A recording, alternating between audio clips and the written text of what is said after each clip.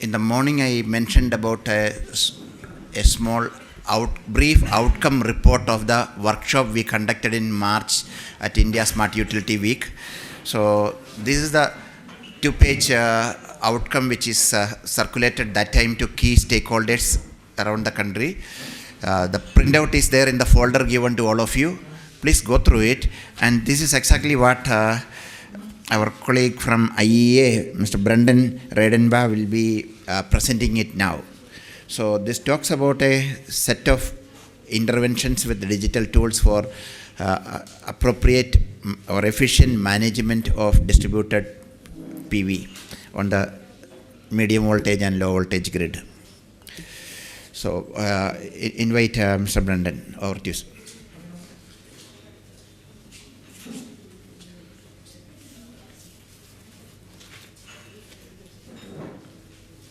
No. Apologies for interrupting your valuable tea break.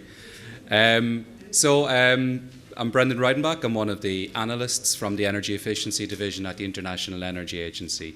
But I also come to this with a background of experience in power systems. I spent well over a decade in the UK building and designing the distribution grid there.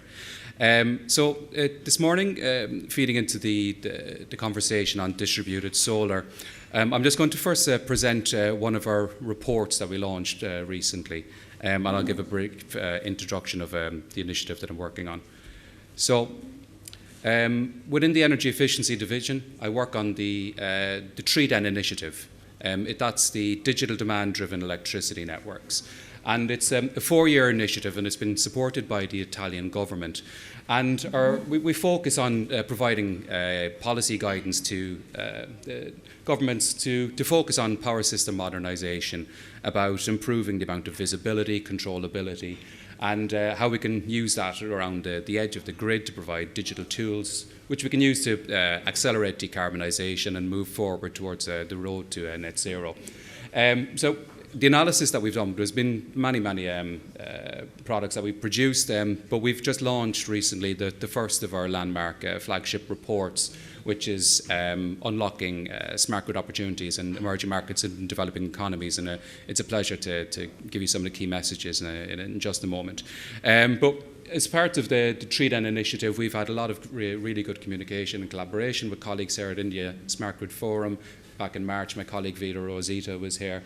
I think you can probably see some of the familiar faces from the event there.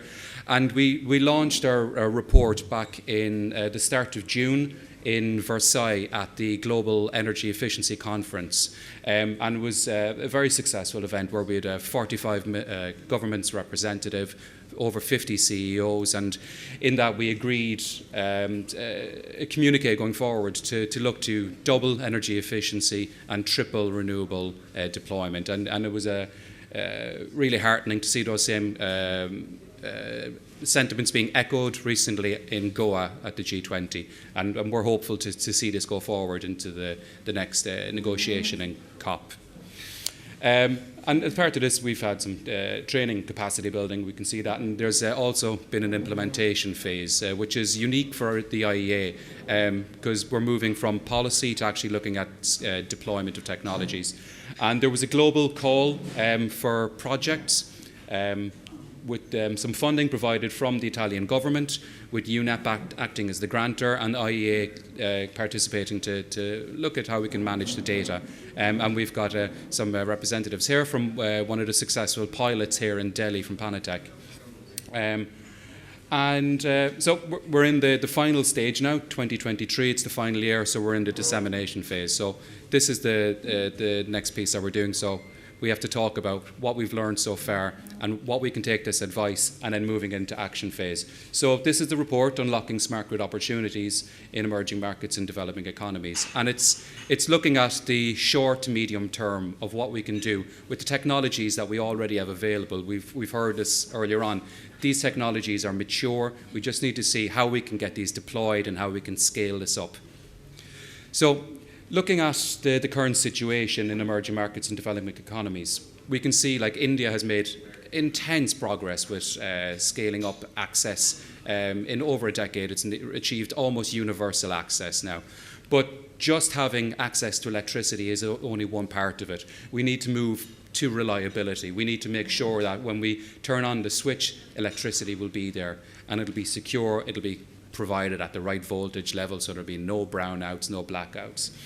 And currently, we look at the reliability, it's the cost to businesses that between 2023 and out to 2030 in emerging markets and developing economies, having unreliable electricity is costing firms 1.3 trillion, and that's lost to global GDP. And this is by having to rely on backup generation, and that's a loss of efficiency, loss of productivity, loss of sales, and then loss of opportunities as businesses will offshore to locations with more reliable electricity. So there's also a cost to utilities. The losses from combined AT&C costs globally is worth up to 100 billion per year. And that's just a loss of cost, but it's also a loss of efficiency, and there's also carbon associated with that, because inefficient use, we're using more fossil fuels. And also, in the global place, we look at the accessibility. Whilst there's been great progress in India in achieving access to electricity, in the last few years that number has actually fallen because of a lack of investments. And in 2023, we've actually seen an increase of 20 million people having electricity in access that they used previously had. And we need to make sure that that is reduced, and those last 775 million people have got access to electricity. And we look at where we are now, but also going forward, there's a change in demand. We can see that the peak demand in India is increasing, but it's increasing all around the world. But if we look at all of the emerging market and developing economies, not including China, that between now and 2030, we can see that's another 2,600 terawatt hours of electricity demand that's going to be needed. And to put things into context, that's 5 times the total electricity demand of Germany. So that's like adding another 5 Germanys to the planet. And we know Germany is one of the economic hearts of Europe, so we can see that this is big. And we need to ensure that, as I said, resilience. We need to make sure that electricity is there, it's available for weather like this, the monsoons, or excessive heat, that we can manage that. The variability and distribution will change as more and more renewables come online. We need to make sure that that's managed. But there's opportunities with all of these new technologies, smart meters and intelligent smart inverters. There's much more data being produced, and we need to see how that data has been managed, how it's been used, and how we can be more effective in that utilization. And there's also new loads and storage coming on. EVs are going to come around. I've seen a few cars around yesterday, even EV rickshaws around the place. It's really interesting to see that starting to move. India is one of the really key markets for electric smart 2- and 3-wheeler vehicles, and that's going to become much more important going forward. So power systems are changing. We can see that. We're moving from that kind of unidirectional historic way of producing electricity to having a much more distributed. We can see it's coming from all different sides. Demand side management will become more important. Virtual power plants, how we can optimize electricity at the source, either at a property level or at a community level. And the role of the aggregators will become more important. And once we've got more visibility of where we're producing electricity and we've got much more controllability, we can then see how we can optimize that even more to make that more effective, and through the likes of the energy communities, and how we can incorporate electric vehicles by having all the data implemented and looking at how this is going to affect then new business models will emerge. So in this report, we looked at the role of digitalization. That's like improving the quality of grids, improving access and affordability, managing this new demand growth, and preparing for the data revolution. That we're at that position now. We've got the mature technologies. We need the standards to be defined. What are the use cases? How do we define what data we need, how do we best manage it? And that will put us in a very good position going forward, because we can see the amount of innovation that's happening here in India is quite advanced, from QR codes, the ability to buy a mango yesterday right in the heart of Delhi. I could say that to my colleagues in Germany. I was there recently in a cafe and I couldn't pay for my breakfast because I didn't have cash. So we can see that India is really at the forefront of innovation. So as we said, like the smart grids, we've got all this technology available right now, but we need to figure out how to manage it, how to control it, and having that visibility, controllability. We see how we can decarbonize by being more efficient with electricity use, how we can be flexible managing that, resilient from shocks, from demand, but also security, making sure that it's there 24 hours a day, 365 days of the year, but all of that coming together in the Venn diagram that is full system efficiency when everything is communicating together in a much more efficient way. And in this report, we talk about the steps of the smart grid journey. And in doing this, a lot of colleagues have asked us, like, where do we start? Well, you start from where you are. Everyone's journey will be slightly different. As I said, there's no one size fits all. There will be regional differences. There will be local differences. Utilities would be that fully unbundled or fully vertically integrated. There will be differences. There will be pros and cons to each of those, but that will all be managed on a regional basis. So creating that vision, matching what we need in that local priority with your digital solutions, ensuring that everyone is involved in this. As I said, like we can see it today. We've had regulators, we've discoms, we've the technology companies, we've the bodies supporting all of those, and it's having all of those voices together by focusing on what we're actually trying to achieve, and that's much more efficient use of energy and how we can decarbonize it. So we can see how to manage that data from the start, and ensuring equitable distribution of costs and benefits. The customer is key. We need to acknowledge that and represent it. Like, we need to think of them more than just the bill payer, as actually much more of a participant in the future energy systems. So that's kind of thinking like the big picture, but where are we right now? If we can look at all of the distributed solar that's happening right now, that it's booming worldwide. In 2022, the amount of distributed solar that was added to the global is around 50% of new global capacities. It's becoming much more important. I think 10 years ago, utilities might have thought that all solar is going to be big, large power plants, utility scale, but we can see that it's growing at a faster rate, be that supported by local tariffs, or in some regions where there's no support at all, it's happening organically on its own. But this has problems, because if it's not managed, there's technical issues, disturbances to the grid, voltage limit breach at distribution level, leading excessive production, going upstream back through transformers that are not designed for this, leading to further problems. And this is only going to get more important going forward. We've just released some numbers in the last couple of days that said between 2022 and 2024, the amount of solar is going to increase again by another 30%. So we're growing at a really, really fast rate now.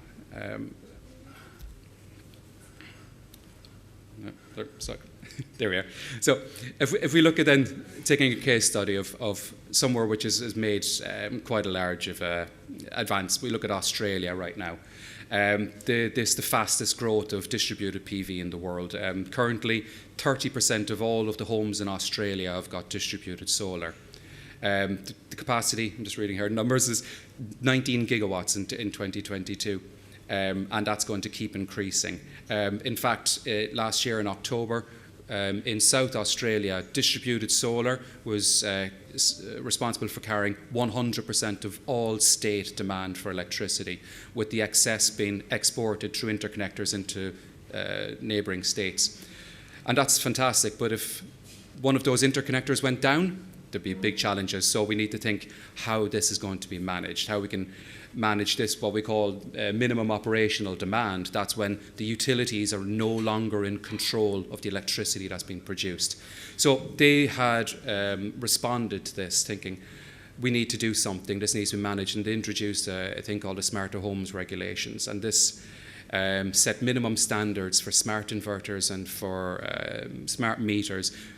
They didn't define the technology, they just said this is the use case, and if you want to deploy it, it needs to have this level of data controllability. They also said we need voltage ride-through, that if there's some local disturbances, it's not going to set off a cascading amount of outages. As we can see what happened a few years ago in New York, when one power plant went down and it took off the whole East Coast, the biggest outage in history probably. So looking forward then, we can see that we're actually just at the start, even though we can see that there's been huge deployments. Even here in India, 16 gigawatts of PV has been deployed, and a target of 500 gigawatts for all renewables to be achieved by 2030. That this is going to be a huge scale. It's going to be quite challenging. We have to think of what we need to do, how to set the standards, how to set the use cases, how to integrate this, how the utilities are going to adapt to this new scenario. But there's a lot of benefits as well. There's economic upsides, rooftop solar. It also takes the most labour to install. This is a huge engine for job growth and for employment. I can see this yesterday just driving around for some site visits, and I can see the rickshaws running around with solar installation advertisements on the side. You can see that this is already an emerging thing here in Delhi, and it's only going to get bigger. So that's, as I said, looking forward, it's a huge exponential growth that we need to get us on this path to net zero. And this is our next output from the Tree Den initiative is Grids of the Future. So we're going to be looking at the world from this 2050 perspective, this utopia of a fully decarbonised power system where all industry is electrified and fully integrated. But what we need to do then is think, how do we get there? Because there's a lot of leaps that we need to make. Technology, regulatory, market structures, policy. And what do we need to get there? And I think it's going to need a lot of effort from everyone in this room and everyone around the world. We're going to need much more international collaboration. Technology operates at a global scale, so we've got the likes of the IEC and the ISO setting those standards, looking at what we need to do, what we need to focus on going forward. So we're at a really historic turning point right now as we move towards cleaner, more secure electricity. There's unprecedented momentum in India, US, China, Japan, and we need to focus together, moving forward again, as we said, trying to focus on doubling energy efficiency, tripling the scale of deployment, and specifically the role of the government is going to be much more important in facilitating this. And I think in the interest of time, I'll leave it there. Thank you.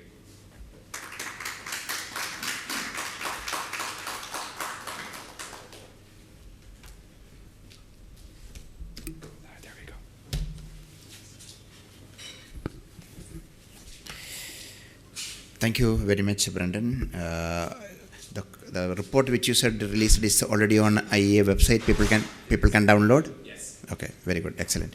So the first slide which you talked about, $1.3 trillion from climate-related events, power outages it's a very, very interesting. I mean, not interesting, fearful number. Last 2 years we've been talking about the same topic, how to climate-proof the future grid.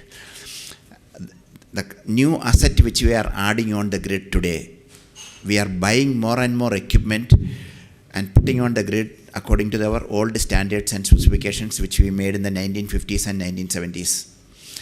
And ambient temperature those days in most part of the world did not go beyond 45 degrees centigrade, so we put a limit of 55 degree ambient temperature for all the equipment to operate. And today, ambient temperature has come to 50 in many places. This year in North India, we were lucky, we were well below 48, but last year it was 49.2. And very soon we will be going beyond 50. So at least the new equipment we buy should be according to a new specification in which ambient temperature is taken at least another 5 degree, 10 degree beyond. And there is no technology challenge. OEMs will be happy to make it, and that it may be marginally more expensive, but we need to do that. We have to start with Vimalji is here. IEC should look at this, how to have a new committee which look at climate proofing the future grid.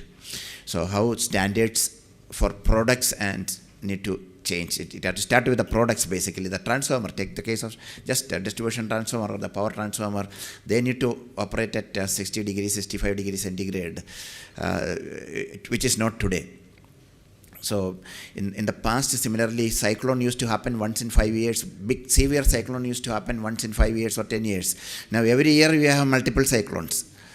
and flood. Half of India today, distribution transformers on the road are in water. And this used to happen once in 10 years or once in 15 years in some places. Now everywhere it's happening. And we need to look at new systems. Yesterday while coming back from BYPL, I saw a transformer on a flyover, neatly fitted. I said, when did we start doing that? But then I was told by my colleague that no, to metro walon ka hai. Discom ka nahi hai. We need to look at those kind of systems which you can. So again, slight change from the pattern. We'll invite Aditi to make the presentation on the hosting capacity, a tool which they made, Electric Power Research Institute made for assessing the hosting capacity of distribution feeders for rooftop PV and electric vehicles. A very important scenario.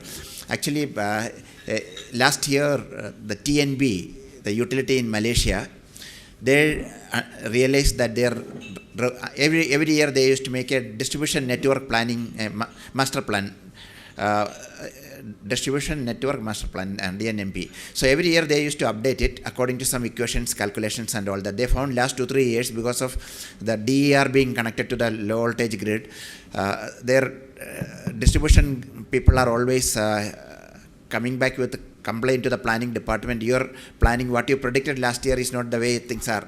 Where we want to strengthen is not the place where we need to strengthen another place. We want to change the DNMP methodology. So they put a tender and they had finally appointed some local agency through which ISGF and GSEF, we are doing a new methodology for DNMP.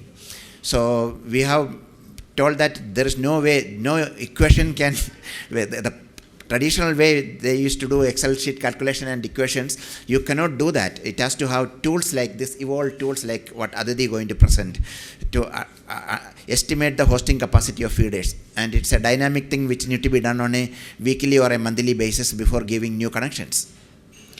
So another very big challenge which India going to face, we have a program of 50,000 electric buses, and it's going to happen very soon.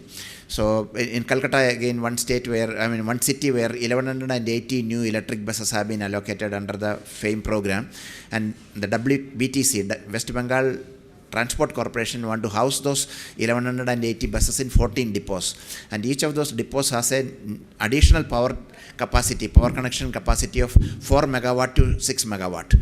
So in a city, congested city like Calcutta, to a distribution company, bus company doesn't know the difference of a kilowatt connection or a megawatt connection. So they made an estimate and said from 3 months down the line, I need a 5 megawatt connection in a depot to CESC. And typically that kind of a request comes when a major development happens with a multi-story tower or a hospital or an airport or those kind of infrastructure or residential colony, that we get 2 years time to give a connection. By the time the infrastructure is ready, we could do new cable, transformer, substation and expansion and give them. And today, bus company bought the bus and coming and standing in front of our office saying that I need a 5 megawatt connection. It's not happening. This need to change. We are doing some planning studies in Calcutta for that. And last year in Manhattan, New York City, one public charging station, they have a 500 kilowatt connection. They applied to the utility to expand it to 5 megawatt. And after a month, utility did the study. This is July 2022. And they gave a estimate saying that earliest we can give you 5 megawatt is 2027 or 2028. That's a kind of challenges which the distribution company is going to face. So the entire distribution network planning methodology need to change. Over to you, Aditi.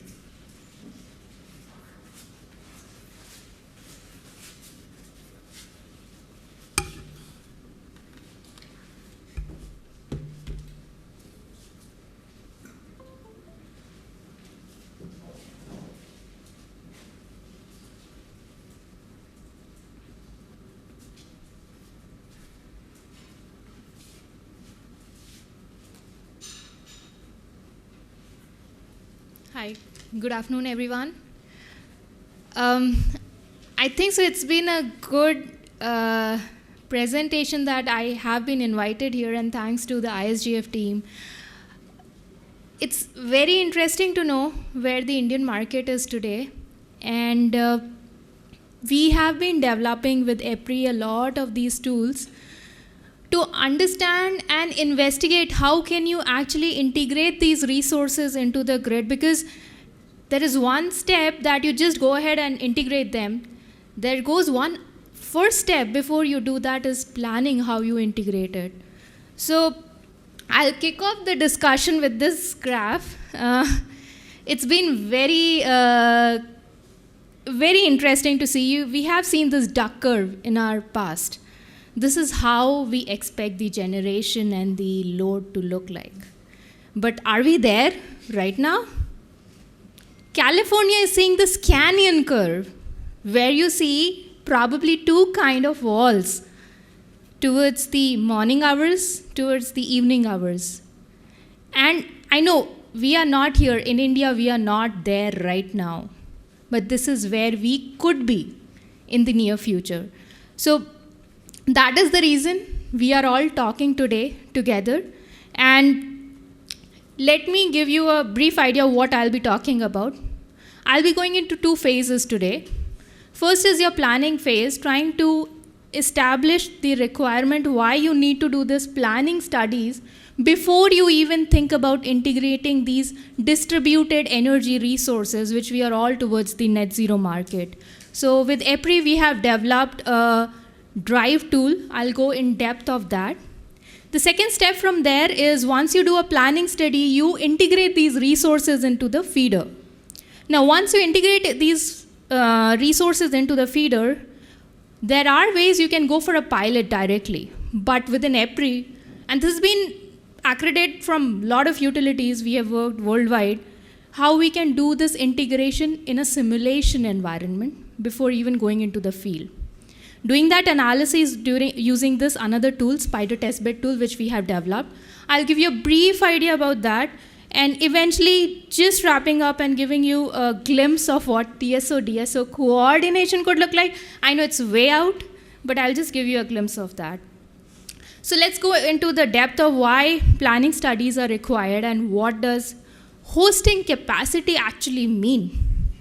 So today we have been talking about, and a lot of our friends today have talked about integrating EVs, integrating behind the meter solar, integrating distributed solar all across the feeder. But are we doing enough studies that our grid is ready to accept all these resources into the feeder? That is what hosting capacity is actually all about.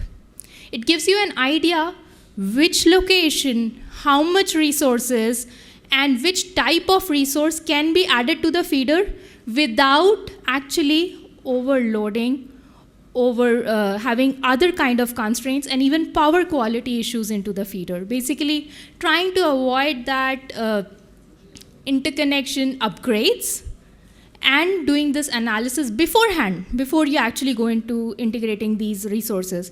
So how do we do it?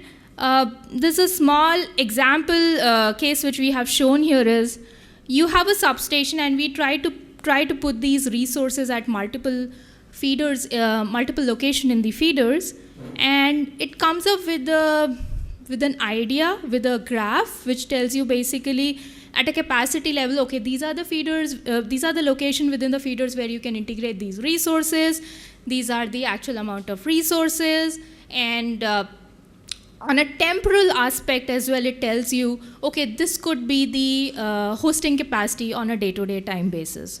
So this study is basically needed for interconnection studies, and we generally recommend the utilities to do these studies before even actually integrating these resources into the feeder, because it is rather being aware than being sorry later, right?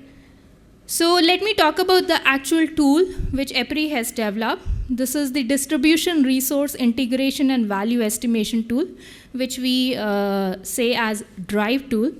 The capabilities are many. As I was talking about, it looks into the different types of requirements of the utilities.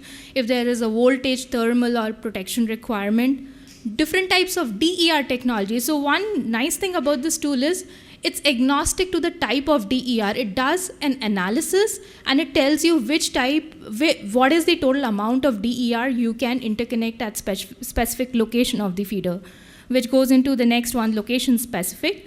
And this is automated, as in you can do it for multiple feeders within a distribution system-wide analysis and see where specific feeder is getting affected due to this integration.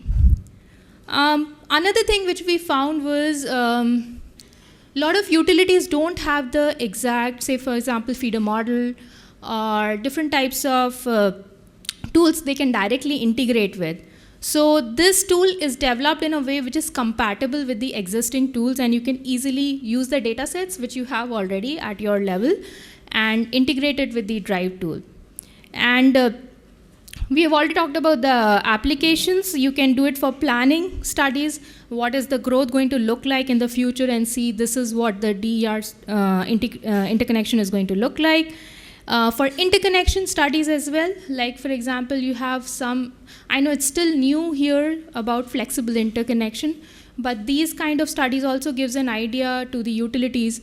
Okay, this is the amount of resources you can integrate into the feeder, and after this limit, this has to go into the flexible limit. That means you have to start curtailing them, disconnecting them, etc., etc. And also providing the locational value. So if you're close to the feeder, this is the amount of DR you can interconnect. Away from the feeder, this is the amount of DR you can interconnect. And last but not the least, the DER analysis which we do is done on both feeder level, substation level, system level, depends, whatever is your case as such. I will not go into a lot of detail here, but this is just to give an idea. We have developed this tool keeping in mind where the industry is today. So we have seen a lot of vendor softwares like Sime, Synergy, Millsoft being used already by utilities. So EPRI has developed this drive tool with the idea that we can seamlessly integrate with the existing vendor software, which generally the distribution feeders would be on, and do this assessment within our drive tool. This is just a small idea of what I was talking to you about earlier, system level hosting capacity, substation level hosting capacity, and a feeder level hosting capacity. So at a system level, you want to see across the whole feeder how you want to integrate the DER and give an idea to the developers. This is the whole map of how the DER integration is going to look like. Then at a substation level, you can zoom in into specific feeders within the substation and see, okay, these are the constrained feeders, these are the feeders which we really need to worry about. And after that, when you go at a feeder level analysis, you can see, okay, these are the specific locations within that feeder which are going to get constrained, and accordingly take the action. So it's basically the drive tool has been developed with the idea that it is seamless across all the levels of analysis which any distribution system operator would like to go into. Okay, so how can you start using this drive tool? So for the drive tool, we have created a users group as such, and as a part of the users group, you get the drive software, and you get all the interface scripts which I was just showing with the existing third-party tools. And along with that, you get an experience of working with the other utilities who have used Drive so far for specific XYZ scenarios. And with that collaboration and sharing, you can probably make up your own use case if you would like to work on a specific pilot idea you have in mind, or also generally learn from the team what these use cases have looked like and have an access to what the results look like. So this is one way to get access to this drive tool. Last but not the least, how this drive has evolved over the years. We have had a lot of utility dependent data and model, and using the drive tool, we can use any kind of vendor tool, and you can use it for interconnection studies, planning informers, and even informing the developers as such that this is how your DR should look like. One simple example is we were doing this analysis for a Canadian utility, and their question was, we have a specific limit on our feeder, but what we want to know is, before we send out this RFP, we would like to know what is the expected amount of curtailment these interconnection would get. And they wanted to use this tool to get that idea as such. So there are plethora of use cases you can think about, but just throwing that out, that this is what we have done in the past with the Tribe tool. So far I've talked about how you can actually think about integrating a new DER into the feeder, how you plan for it. But once you have planned for it, you need to understand how it will actually dispatch in the real feeder. So for doing these operational analyses, there is one way that you can directly go into the field and do these pilot demonstrations. The issue with that is, one, this is time consuming. Second thing, it is expensive as well. So to take care of that, EPRI has developed an operational testbed tool, and this is a work of 10-20 years we have spent in. And within this tool, it gives an idea about how, once you integrate these distributed resources into the feeder, how it will actually impact your feeder in real time. And how, if there are different actors who are actually managing these DR in real time, are going to take care of the resources. So I'll give you an idea about what the Spider testbed tool is all about. This is a bit lengthy slide I have. I'll just go through a very simplistic overview here. So within this Spider testbed tool, we essentially want to allow the utilities to integrate DERs as if they would behave in the field. So when you are in the field, you will have standard communication protocols. You will have standard locations it will be located in. There might be ways you might be managing them. There might be not many ways you'll be managing them. So to take care of that, we have created a test bed where you essentially have these DER resources which communicate with the upstream entities. I am calling here DERMS. It could be a DERMS, it could be something else which would be managing these DERs, but these communicate via standard communication protocols like DNP3, Modbus, IEEE 2030.5. And these DERMS communicate with the upstream managing entity like your ISOs and DSOs or TSOs. And once you have some kind of requirement, you want to see how these generation profiles or generation storage or PV is dispatching into the feeder. So we also have a feeder model which runs a power flow analysis in real time to see like how you actually calculated the planning analysis in real time, how these DER are actually dispatching.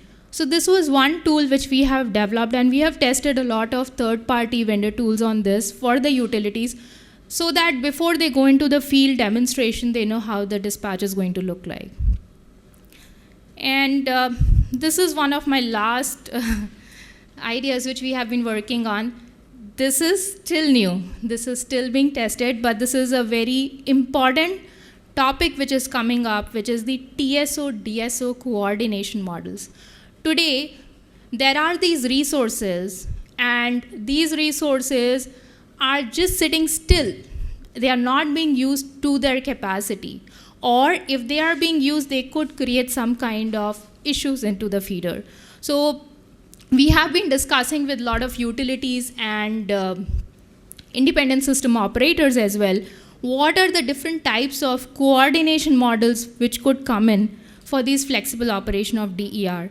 And what are the different pros and cons? Because, and I'll walk you through those specific types of coordination models, is some could actually harm the distribution grid. Some could actually not utilize the DER to its capacity. So we are going to document these future of all these models and the economic value. And this should basically provide you a better understanding of what these models are all about. So I'll go very briefly into this. This is very technical, but just because it goes well with the next topic which you have on the blockchain. One TSO-DSO coordination model is about no DER management. What does that mean? You have these transmission connected resources which are just directly participating in your bulk system market. There is no DSO market, there is nothing. and you absolutely not managing any kind of these distributed connected resources. That is one model which from where we have started so far. Second model is, which is more common we have seen so far in the US, is these resources, when they are dispatching without any kind of management, they are creating distribution constraints. At some locations, it's creating overloading. At some location, it's creating over voltage issues. So to take care of that, what the idea is all about, the primary constraint is going to be the distribution constraint. So the DR operators or DR owners first dispatch according to the DSO market, and the bids and offers which have been cleared so far, they get re-evaluated at the DSO level, and you send device level constraint to the DER manager. So that is another kind of coordination model. The third and fourth coordination model, I'll just go in very brief and very quickly, because these are again more advanced, and this is something which is still going to come up in the future. I think so Australia is already there, but we are still working on it. So here what we are talking about is, excuse me, there are bids and dispatches happening in the TSO market, but you also have bids and dispatches happening in your DSO market. And both of them, first you have the DSO clearing it into the market, and first when DSO clears the bids and offers according to the distribution constraint, these gets passed on to your ISO or RTO, and from there you finally get your cleared bids and awards. And there is another way of going through it where the DERA is not directly bidding into the ISO market. They first bid into the DSO market, that gets cleared into the ISO market, and then the DERA is dispatched according to that cleared award. So these are way ahead, but these are the first two which we have seen so far into the market. And why I brought this up was, we are testing the same TSO-DSO level of coordination as well in the Spider test bed tool, which I was talking about earlier. So what I wanted to highlight today was, we are focused on the fact that we want to provide utilities solutions where they can seamlessly integrate these third-party vendor tools into their system, right from their planning analysis to the level where you are at operations. And these are the tools we have used so far and help the utilities work with, and we are developing as we learn from. And learning from the Indian market will be another angle to it, because what I have seen, the load profile here, the type of integration we are getting in India is very different from what we have seen in the US so far. Just for a very simple example, the main problem I've heard so far is the evening loads with your EVs. That is still coming up in the US, because US you have a lot of battery energy storage to take care of all those loads as such. But that's the primary issue I've heard so far. So it's very nice to accommodate all these regimes of load profiles and scenarios into our tool. And I'll be happy to provide any inputs on this, all these tools today, or you can connect with me later. That's all I had for today. Thank you again for inviting us, and hopefully we can get on a nicer discussion later. Thank you, everyone. One second. So thank you very much, Aditi. Really proud of you. And today I discovered she is the daughter of my dear friend D.K. Gupta. We both were together in the same department in NDPC 40 years ago. And I know her from when she was a small baby, but after several years down the line, she been to our office. But he writes D.K. Gupta, she writes Aditi Garg. So I had no way to connect. Only today, seeing both of them together, I realized that. So really proud of you. Thank you. Keep doing the good job. Huh? Yep, thank you. Reena, can you? Yeah. So the outcome report which we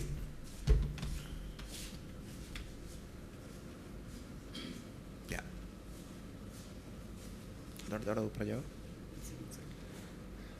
थोड़ा सा ऊपर जाओ.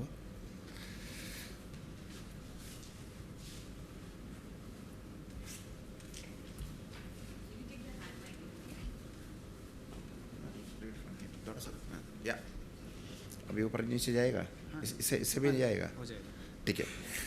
So I mentioned about the workshop which we did this year in March. So some of the findings from the half-day long workshop was here. Many people did not know, although they had DER to handle it. Insufficient visibility in terms of location and capacity of distributed PV systems, and lack of controllability of DPV by distribution companies and operators, compounded by further predictability due to lack of tools to monitor weather changes, cloud coverage, etc. This is a major problem. Second one, DPV generation is currently not accounted in scheduling and load dispatching. As I said in the morning, and 11 gigawatt which generate anything from 45 to 50 gigawatt hour a day, we are completely oblivious of that. It is being generated, it is consumed somewhere, but in the daily scheduling and dispatching, it's not coming into it, and that number is increasing. That 11 is going to be 60, as CA chairman mentioned in the morning. So we need to have systems to account for it, scheduling it and dispatching it. Lack of visibility where installations are and their capacity, creating safety issues for utility staff. That's another problem. You take a shutdown and you go to do some work, so many rooftop it is injecting back to the grid, get electrocuted. Issues with banking of power and net metering not being uniform, impacts of utility revenues and credit ratings. Lack of functionalities in current net meters, lack of smart meter deployment, lack of common integrated software to collect and manage data, need for tariff reform and regulations on demand side management, including real-time tariff, need for studies on order of harmonics beyond first order. We have done very detailed study on EV, on the harmonic part of it. 2 power quality meters, one installed in Pune in a bus depot where some 100 plus electric buses are charged. They consume something like 8-10 megawatt in that one bus depot in Pune. Another depot in Calcutta. So we installed power quality meter and captured the data in a server in ISGF office for 1 year, and that report we published sometime early this year. So very interesting results came in, and now we are recommending wherever in a public charging station or in any of those places AC get converted into DC. If you're giving a connection of 100 kilowatt and above, power quality meter is mandatory. Make it mandatory from the utility side, and the data from that need to be monitored and managed by both DISCOM as well as the public charging station or the bus depot where such connections are given. And need to consider energy storage systems and implications of EV integration. So these are some of the points which came, and what we are now recommending, a range of policy and regulatory measures could be considered. Mandating and implementing utility level or state level or national level registries for DPV systems, a solar rooftop registry which we have been talking about for the past couple of years. We believe that work we will be able to start later this year, which will exactly give feeder wise where the systems are installed and how many are there before giving new connection. At least if not one of those drive tool or a spider testbed, we do it anytime soon, but at least on paper how much connection is already given on a LT feeder and before giving a new connection. So we have done a detailed studies, 8 feeder in different 8 states we have taken and done detailed load flow, and that was in 2019, was part of the energy storage roadmap for India which we prepared. So in different states, different feeders. That time net metering policy of most of the states talked about 30% to 50% of the DT capacity. So without asking any questions, you give connection up 30% in some states, 50% in some states. So we have seen that we could go easily up to 70-75% when we did detailed load flow in this 8 feeders in different states. So today we need to have this. At least the registry is there, some visibility will be there at the DISCOM level, how it can be done. Mandating smart inverter and DPV for DPV installation. This I mentioned in the opening round. IEEE 1547 is already being adopted by BIS. Maybe this month or next month they are likely to publish. The last date for giving comments on the draft version was July, 2nd of July. I guess this will be there, and once it is published, we will be doing a demonstration in South Delhi. I'll come to you, Abhishek, on that. Mandating smart meters, which is happening across the country, sharing and analyzing data, updating grid codes to incorporate the need for smart inverters, and for providing all technical specifications required for their implementation, developing efficient retail price signals, encouraging integrated power sector planning that leverages wider range of real-time data sets and advanced analytics, encourage the uptake of advanced management systems, especially in utilities with high penetration of DPV, and TSO, DSO, that again you have seen how complex the emerging scenario is going to be, that coordination and strengthen the DR integration in their planning process, and promote peer-to-peer trading of DPV and promotion of local energy markets, which we'll talk in the next roundtable. So first roundtable, although too many things happening in Delhi this week, so we couldn't get a bigger hall where I could put a bigger stage where we could take 10 people to do the roundtable. Instead, I will come to each one of you for short interventions, and next roundtable will start in another 15 minutes. So over to you, Abhishek, on the smart meter, smart inverter, you, and also your experience with your Dwaraka project and all that when you are in BRPL. And many of the DISCOMs are now convinced, and also morning you heard from CA chairman that they are going to make it mandatory for distribution companies to promote solar rooftops. And time has come, and we've been talking about that. There has to be a revolution of solar rooftops. Mike, please. Sagar, Abhishek ko mic de dijiye. And you had also done a study along with the CW which talked about some 23 paise or 32 paise per kilowatt hour as an advantage for the DISCOM if you promote solar PV, rooftop PV. And he been also part of our planning for the smart inverter installation in Malawi Nagar after this standards are issued. No, thanks, so this was planned early? Was this planned early? I thought I was a part of the panel also. No, you are invited as a discussant.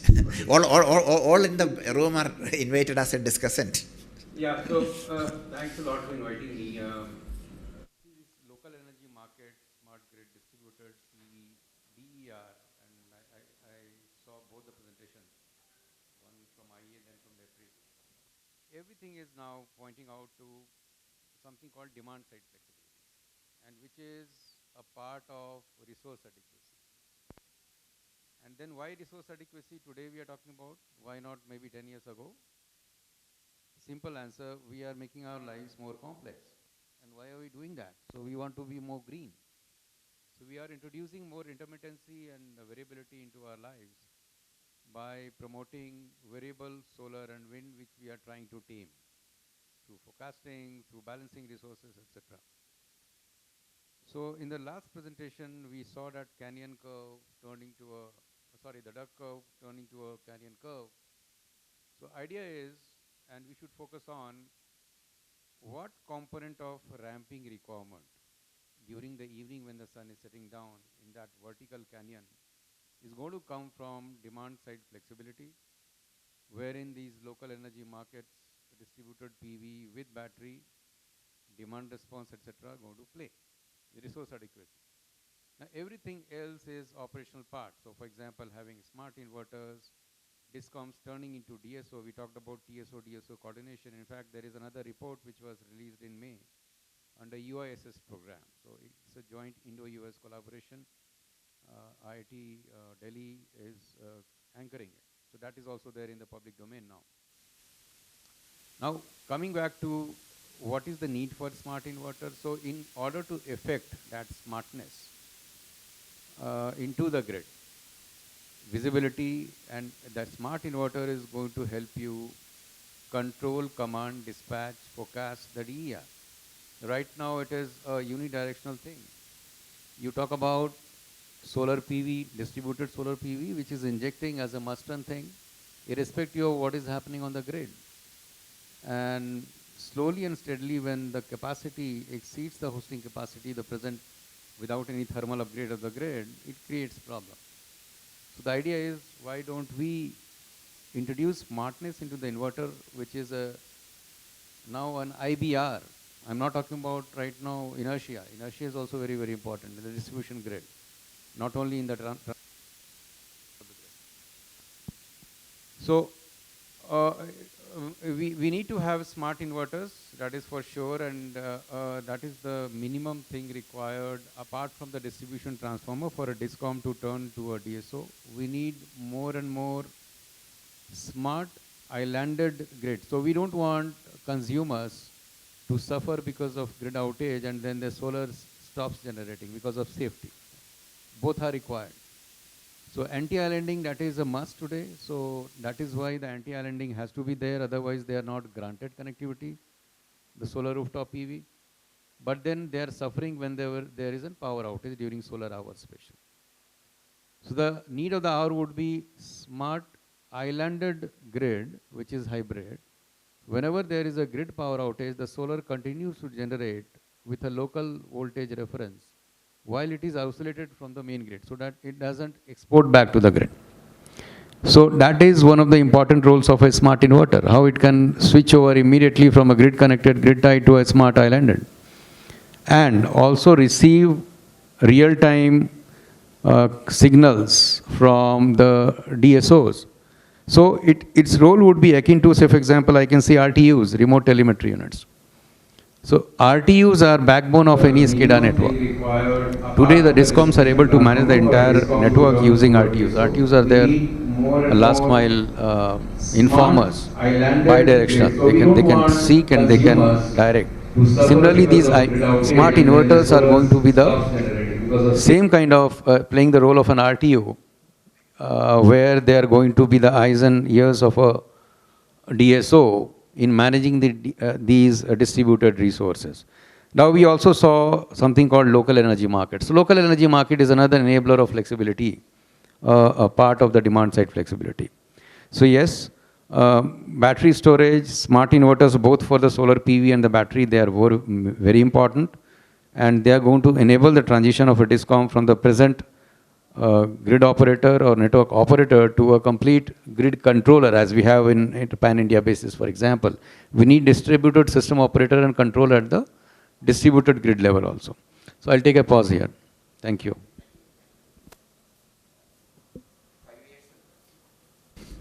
5 years ago, it was California ISO coined the word or the term Ducker, Clyde Luton.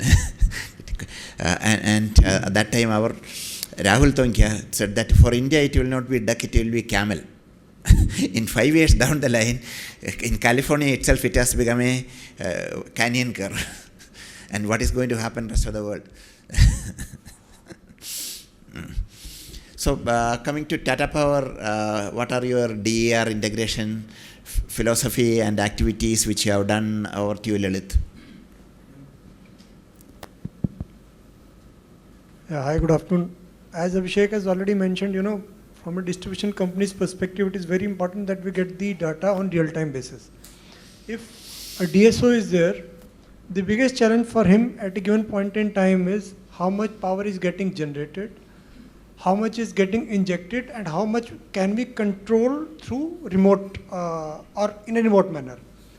As on date, multiple RTUs have been installed for controlling and doing monitoring at broadly 11 kV level.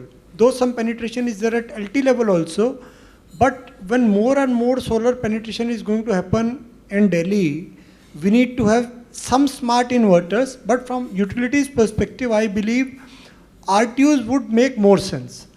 We also foresee that the role of aggregator is going to be very, very important going ahead. For a customer who has installed 2 kilowatt or 3 kilowatt of rooftop solar, he may not be in a situation to do everything on his own.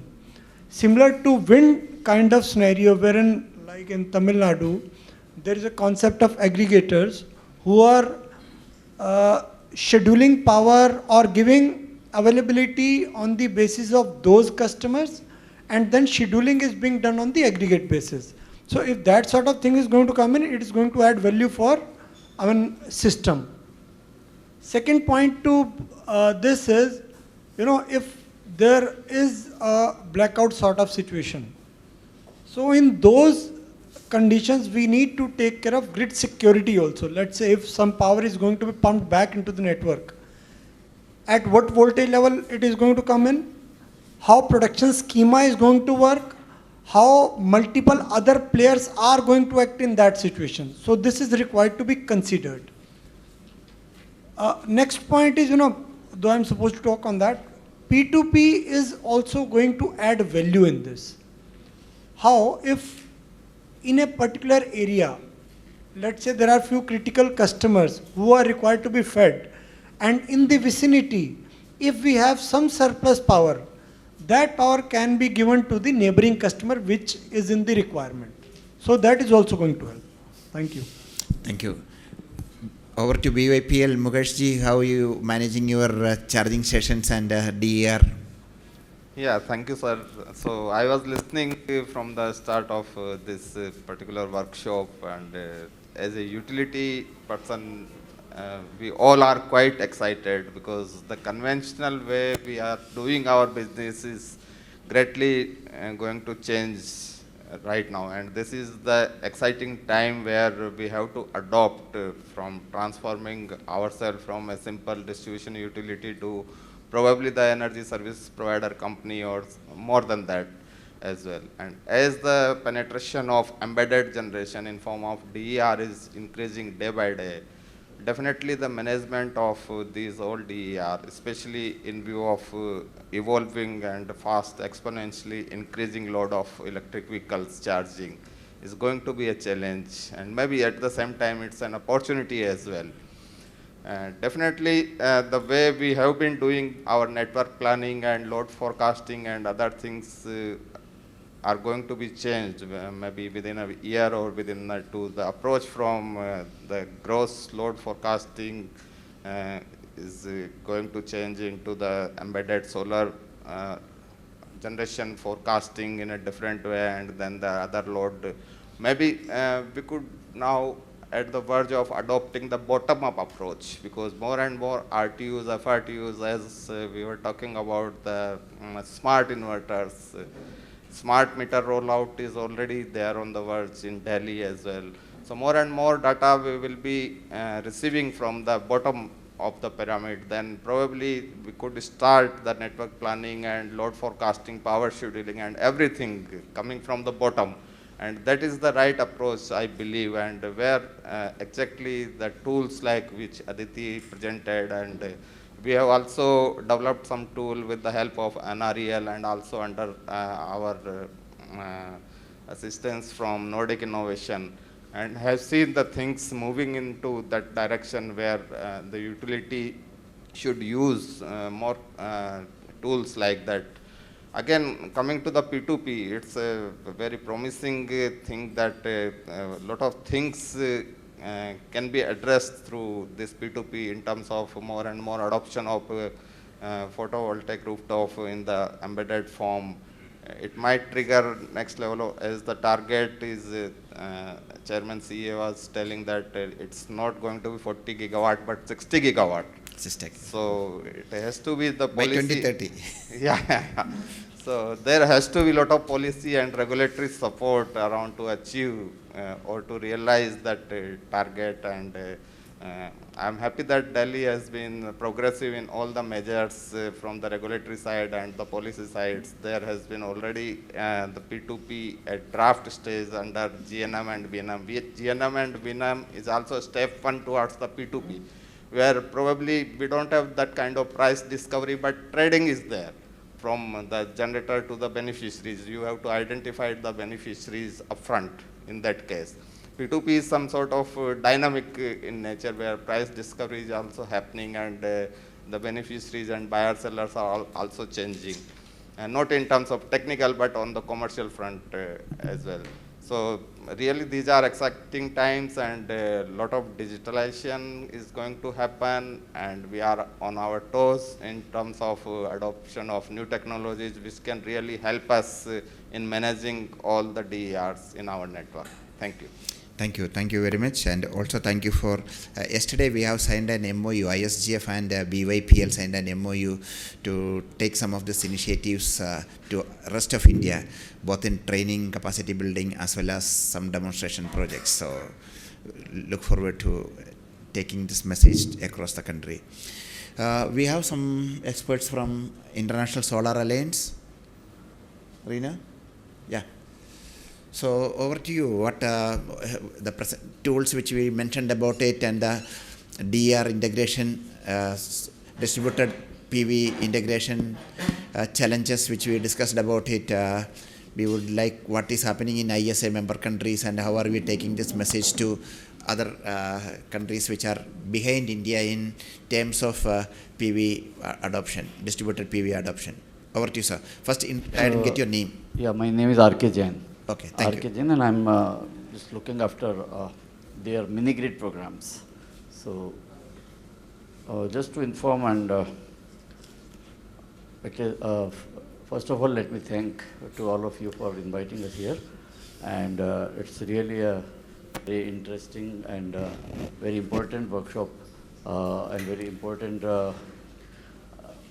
subject being discussed here. Basically, I would like to inform you that last week there was a G20 summit in Goa, where we had launched our recent report on universal energy access. And I would request all of you to go through that report, wherein we have given the latest updates on the energy scenario, energy access scenario in the entire world, and how to achieve the targets of universal access, universal energy access by 2030. And we have also given a precise and focused roadmap to achieve that. So that thing is available on our portal also. Now coming back to the topic, definitely we have our focus right now is on energy access to LDCs and states, countries, and we are in the process of suggesting policy advocacies to these countries. We are supporting our member countries by way of policy advocacy, capacity building, and technical support. So presently we are giving our member countries, our main focus area is Africa and Latin America and Asia Pacific regions, where there are many countries we are targeting this year, where we have started conducting country-specific studies, and based on those country-specific studies, we are in the process of formulating various policies for those, for scaling up of these solar mini-grids, solar rooftops in these small countries. And definitely to achieve universal energy access, these smart grids will definitely be going to helpful, and that's the one of the main reason I've been sent to attend this workshop, that how best we can utilize the concept of mini grids in these small island countries, and where we have multiplicity of renewable energy systems. Obviously, our main focus will be on solar only, but there are many countries which are having hydro sources also. So nowadays, hydro also is considered as one of the renewable energy systems. So we are integrating various renewable energy systems along with solar, hydro, and other systems. And smart grid will be the best option to achieve universal energy access in small island countries and developing economies. That's it. Thank you. Really appreciate the role of ISA, particularly in sub-Saharan Africa and other developing countries in energy access. So 15 years ago, that is 2010 and before, any international forum, people used to talk about 1.3 billion people without access to electricity, of which 400 million, largest block is in India. Anyway, last 10 years we have overcome that. Now nobody talk about India, but still there is more than close to 1 billion people without access to electricity, majority of them in sub-Saharan Africa. And ISA is really doing good job about that, maybe by 2030. And that's why, sir, I mentioned our recent report on universal energy access. Yeah, we were there. 80% of those countries which are not having energy access lies in those sub-Saharan region only. And we have one of the chapter we have exclusively dedicated to the in-depth study of those countries, and we have highlighted many issues, and we have suggested many steps towards scaling up of. So one calculation was done. I can't exactly recollect the numbers. In 17 months, we have given under Saubhagya some 28 million connections. Every hour, some X number of connections being given. So we have to increase it by at least 20% to electrify another 900 million people in next 8 years.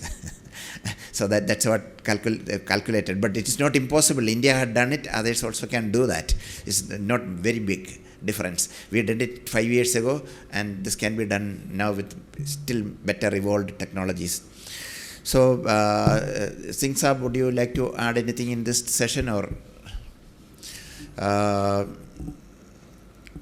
we have one more regulator here from Delhi. What are the Delhi policies on distributed PV promotion? Mic here, please. Himanshu Chawla from Delhi Regulatory Commission. The journey for net metering, if it started in the year 2014, when DRC framed net metering regulations. At that point of time, we were not sure how net metering would pick up. But I am very glad to inform you the statistics that Delhi being a landlocked city, just having a rooftop availability, and with faster installation, faster release of connections by DISCOMs, we have been able to install somewhat around 200 megawatt of rooftop through net metering. Later on, we realized that there are some problems related to injection and drawl points. So we came up in 2019, we came up with VNM, GNM guidelines. And that has also picked up quite nicely in Delhi, and we have somewhat around 8 to 10 megawatt installed under the VNM, GNM guidelines. Now, as a regulator, we see the policies framed should be consumer friendly. They should attract the consumers. So one of the major thing which our net metering regulations has, the energies, the surplus energy at the end of financial year doesn't get lapsed. It is being paid back to the consumer at APPC, which is somewhat around 5 rupees per unit. So this has prompted consumers a lot to install net metering. And they are getting double benefit, majority of consumers. First of all, their consumption is getting reduced. And if their consumption is even getting reduced to the below 200 units, their bill is automatically becoming zero because of the subsidy scheme. Further, if the consumption gets below 400, then certain rebate on the bill, again, that 800 rupees is getting factored. So it's like win-win situation for the consumer. So and then later on, in the newest part, we have come up with peer-to-peer draft regulations, and that with the support of ISGF and case studies which has happened in UPERC and West Bengal. So we are in the process of finalization of the same, and hopefully we will do it. So all those challenges which we had discussed during the last sessions, like integration and remote monitoring, data on the web, with integration with DISCOMs and all. So that is there, but still as a policy, it has been implemented quite nicely in Delhi. Thank you very much. We've been closely interacting with the DARC. Please finalize the regulation before a chairman is appointed.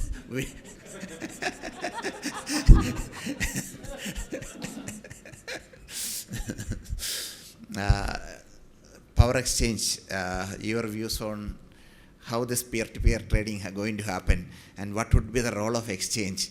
But anyway, we have the other session for that, but otherwise all this distributed PV and these things coming into, how can exchange look at this? So first of all, thank you Mr. Reggie and ISGF for organizing this event. I'm Vishu Vishal from Indian Energy Exchange. So we have talked a lot about technical stuffs and technical challenges in implementing distributed energy resources and supporting solar addition at distribution level. I would like to add that we need to think in terms of the impact on the overall power market or overall power sector as a whole.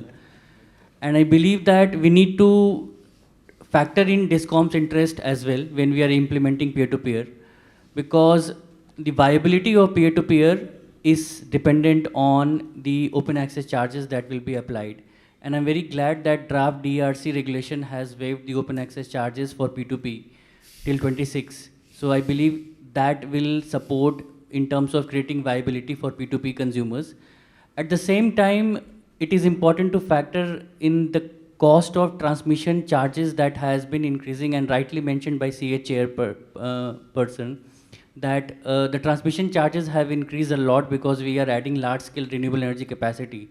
And therefore, it is very important to add a lot of solar at distribution level so that we can decrease the transmission charges at a grid level. So therefore, P2P is something that will act as an incentive to consumers to add a lot of capacities at distribution level. Further, it gives an additional benefit. As we know that net metering has some kind of negative supports or some kind of challenges for distributions commercial, but P2P sets a mid-term or mid-level solution wherein it creates a win-win proposition for the P2P consumer vis-a-vis net metering. At the same time, it also takes care of distribution commercials as well. So that would be an important aspect while regulators can support P2P. And we feel that with a lot of new requirements of local demand response that will be required when we add a lot of renewable variable generation at the grid level. So local demand response can also be supported through P2P, wherein somebody who is excess can sell it to someone. And maybe if we add batteries into that, that will again support the local demand response.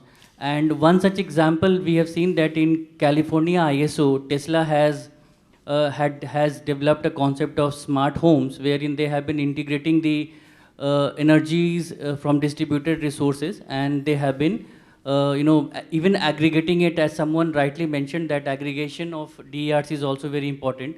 So they have already done a pilot wherein they have aggregated the distributed resources and even helped its participation in the wholesale market. So that's kind of futuristic outlook we should have, that not only supporting P2P, but also aggregating distributed resources and aggregating it to a larger wholesale market, so that at a country level, we can support P2P through the larger balancing requirements and larger variability in terms of generation and demand at a country level. So we are very much hopeful, and as an exchange, we will support in providing market rules, market frameworks, helping sensitization of consumers and prosumers. And with ISGF, we have been planning to do a lot of webinars to create awareness about P2P. And we have our association with Power Ledger also. So we have done wonderful activities in terms of pilot projects. And I'm sure that the white paper that has been released will give a lot of insights on the advantages of P2P for India's context. And I would really look forward to regulators for supporting framing of regulations and policies in all the states and early rollout of P2P. So thank you. Thank you. The Tesla Powerwall in California alone already in last 3 years gone to 1,200 megawatt. That's a huge growth in such a short period of time.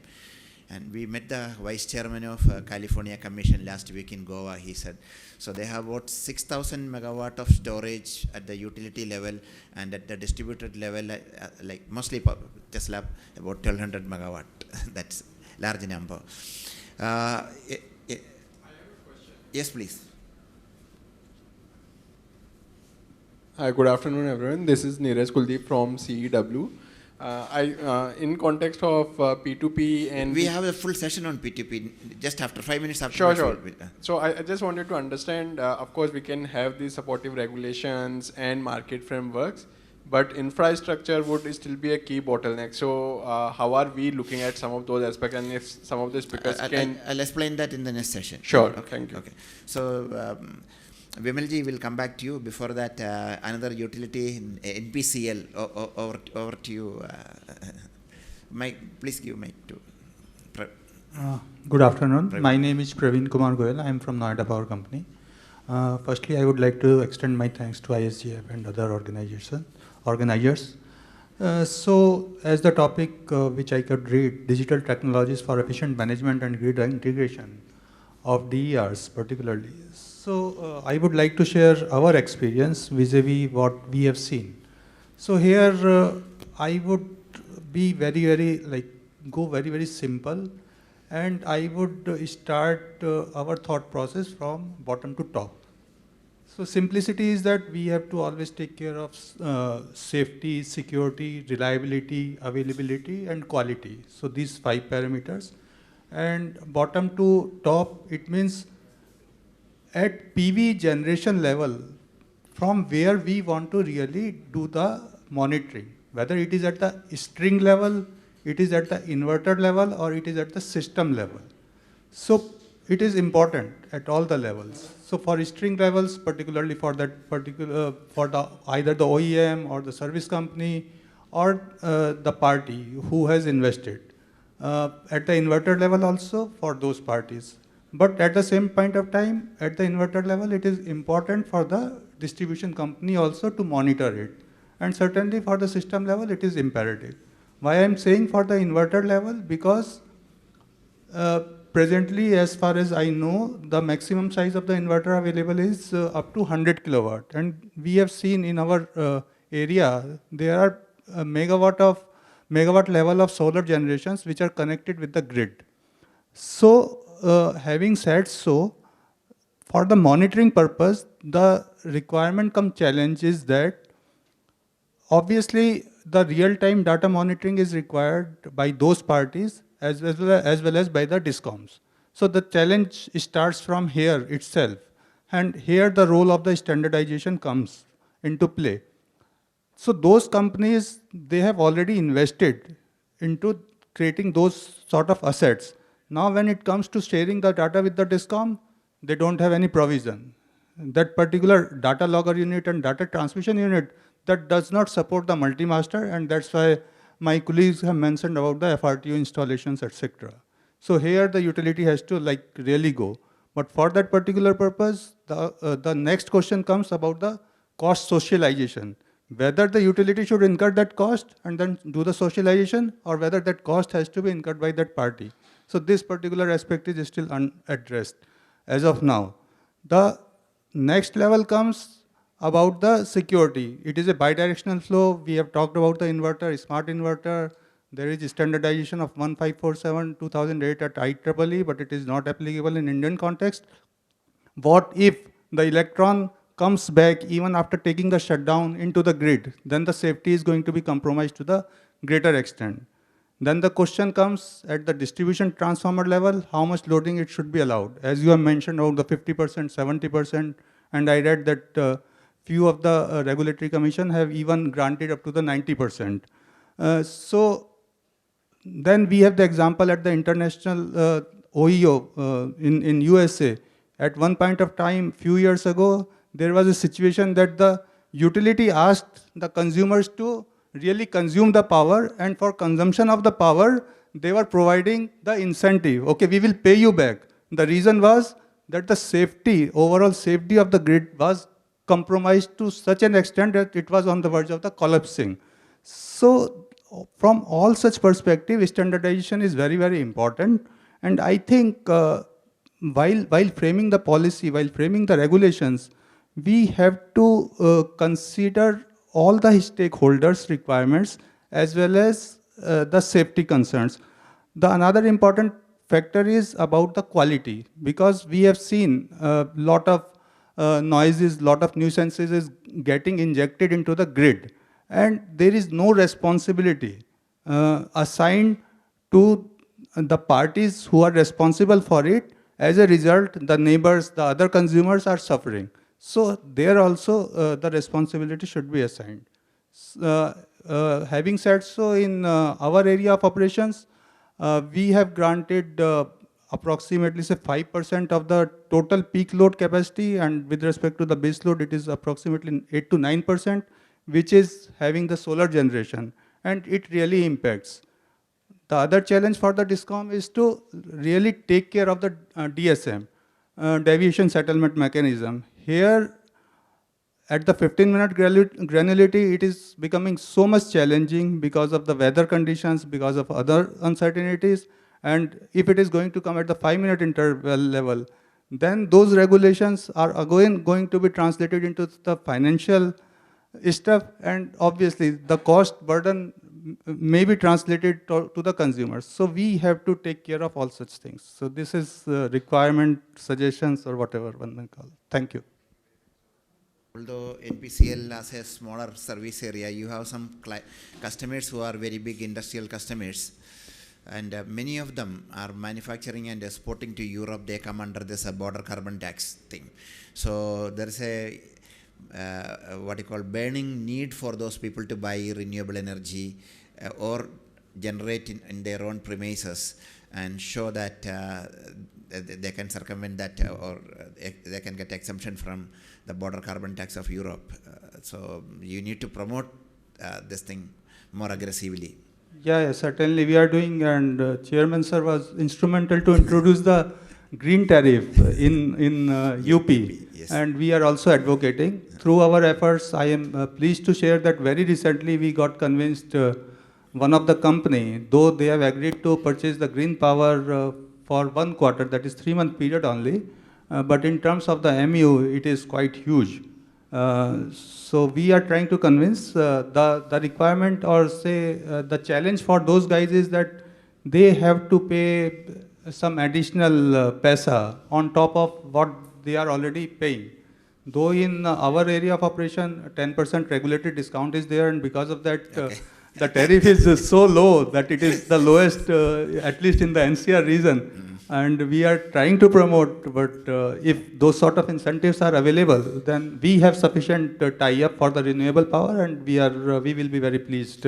Our company is very much interested to do the decarbonizations, and this cell for sustainability and clean energy is already created within the company to take care of at least scope 1 and scope 2, if not scope 3 right now. So the green tariff started with Maharashtra at 62 paise or something per kilowatt hour, and a couple of other states also issued those. All of them remains in paise, but in Kerala, TCS and a couple of other IT companies in Trivandrum, they are in India's first IT park was in Techno Park in Trivandrum. That was some 30 years ago or 40 years ago.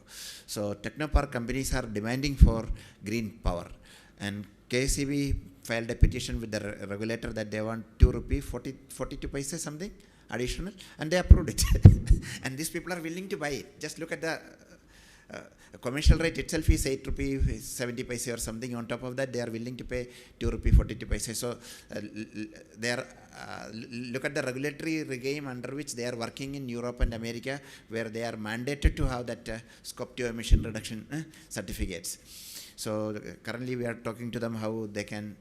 So the biggest problem in Bombay, one of the utility has few thousand customers. They are buying green energy, but they don't have a certificate. Where is this green coming from? The utility is saying that we are buying it, but there is no certification still happening. So infrastructure question which you asked, we will come to that. We have some expert from MNRE. I don't recognize by face. Is he still here? From Ministry of New and Renewable Energy? No? I'll come to Where is Asta gone? IEA? Okay, okay.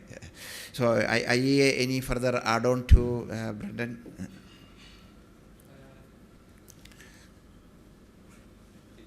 No, in relation to the discussion which we had on the digital tools for management of, you had a great presentation, but in addition to that, anything to add on?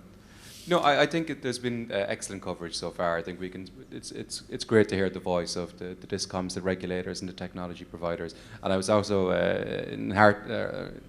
happy to hear the comment here about how the tariff structure is covered as well. Because when we look at P2P trading, yes, it's very good for the customer, but in order for peer-to-peer trading to be viable, we need the discoms also to be viable. And how we can incorporate that transmission charge and the distribution charges into that exchange is going to be important, because it's, as I said, it's all together. Everyone has to move forward at the same pace, because we need everyone to be profitable from this as the stakeholders. And one thing I was just interested in hearing as well, it's the language that we use at the agency as well, is distributed energy resources. Sometimes it makes it a bit disassociated from the actual fact that these are customer energy resources. And I think that's key in all of this, is just remembering that at the heart of this, customers are going to become really important, and we need them to be viable. We need them to have their costs covered, but those costs then also need to make sure that the discoms are there. The regulators are capturing all of this as well going forward, and hopefully I'll be having this conversation as well now this afternoon when I'm going to meet some members from MNRE. So they've just had a meeting confirmed with us, so they'll be happy to take some of the key considerations from this meeting forward to them as well. So look forward to the next discussion. Thank you very much for IEA support. I'm coming to you 1 minute more, sir. FSR, before coming to you, what Florence School of Regulation doing on this DER integration policies, regulations, what is latest in Europe? Mic there, please. You put me on the spot there, Mr. Reji. I missed most of the discussion here because I had to take a step out for a call. What at least the headquarter teams has been working on is, again, mapping local energy communities and trying to see how the different local energy communities are flourishing in different parts of the countries. Italy seems to be doing things differently. In other parts of Brussels, Belgium, and France, they're doing it differently. So I think that's what they're trying to map. We do have some interesting papers that I can share back with this group, which could be of use. Yeah, I think I'll echo with what Brendan mentioned now. If we need to look at this flourishing in the context of India, it goes back to the Achilles heel of our country, which is the distribution companies being able to facilitate that. That means more infrastructure investments into the distribution grid, which is the least neglected. I think it's not all the fault of the distribution companies anymore. I think we need to facilitate a business case for investments to go there. So we need to beef up that last mile. So that's my 2 points on this. Thank you very much. Last words to Vimalji, and also call upon him to the first point which I said about updating the standards so that climate proofing the grid, the future grid, climate proofing the future grid, and also on the other new tools, digital tools, how it is IEC at standardization level can promote this. Over to you, sir. Thank you, Reggie. I was actually going to start from touching the first point that you made, which was about the vastly varying temperatures. Earlier, it used to be only up to 45 degrees, and now we see across the world some extreme temperatures, floods, cyclones, disasters, global natural disasters occurring more frequently. And interestingly, what I am seeing, and this is more an outside-in view, I'm finding that at the international level, there is some work happening in Japan and some in Australia, but generally, most of Europe, even though they are beginning to face some disasters, they are okay with their electrical standards. Because over there, the temperatures have not gone beyond 45 to the extent as they are now beginning to go. I see that in Italy and Greece, they have started touching 48 and 50 degrees also at places. So there is going to be a demand in future from those areas also. I see this as an opportunity for India, where we've had these kind of extreme weather and climate issues for longer, and we already have some technologies. But somehow again, we are not influencing at the international level the standards. And we are kind of waiting for other countries to take the lead in standardization, and then we will end up following those standards. I think it's a big opportunity for us to get involved with standardization early on and lead the discussion and the development of these standards, especially those which are related to extreme weather and climate conditions. The second point I wanted to touch was on, there was a discussion on rooftop solar, where the core issue is, if you see our current grid topology, from power generation, transmission, distribution to consumption, it is more than 100-year-old design topology from Nikola Tesla's times. And that fundamentally has not changed. However, if you see the 2 points that we are today discussing, renewable energies, which were not there at all when Nikola designed the electrical network, and the second is the kind of loads we are having. Almost all loads, and if you look at this hall itself, it's a typical example. Almost all loads have become a fraction of the initial loads that were being at the earlier times. From a 100-watt bulb, we have gone to 3 and 7-watt LED lights. And from purely AC-driven loads, we are now going to DC loads. All the loads you see in this room are also DC. So there is a fundamental shift which is taking place in electricity, and we are at that cusp of this change taking place. Somehow I see that this discussion is not taking place in India, but overseas, I see in many countries, there is this discussion taking place that the grid which was put in place soon after the Second World War, or Second World War was a big push for electrification of the global economy and the industry. That grid has become pretty old. Now US today is looking at a huge investment in renewing its electrical grid. Now the question before the US is, which we are going to face very soon, are they going to go in for the same kind of topology which was there earlier, or do they look at a new way of investing into their electrical grid? I think the future, the way the discussion is going right now, is putting the consumption in the center and not the electrical supply in the center.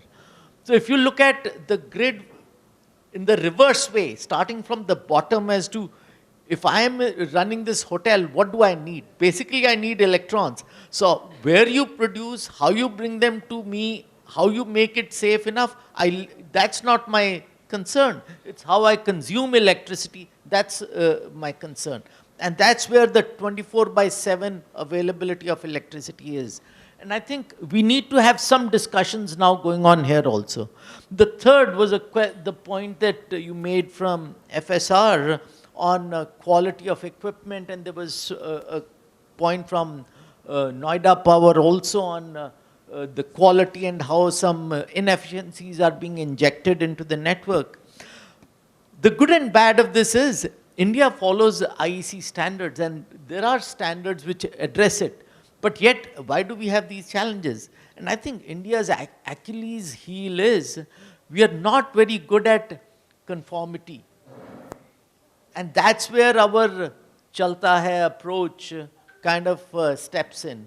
Unless we really address compliance, conformity, or certification, whatever you may call, we will continue to be saddled with these issues.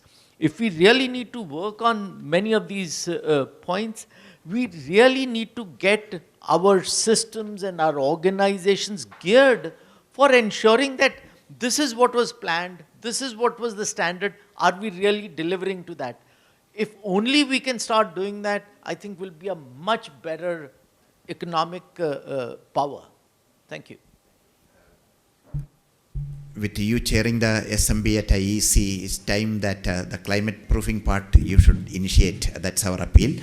And I'm glad that you mentioned about the new architecture for the grid. This is a topic which we have been talking in India Smart Utility Week for the last 2 years.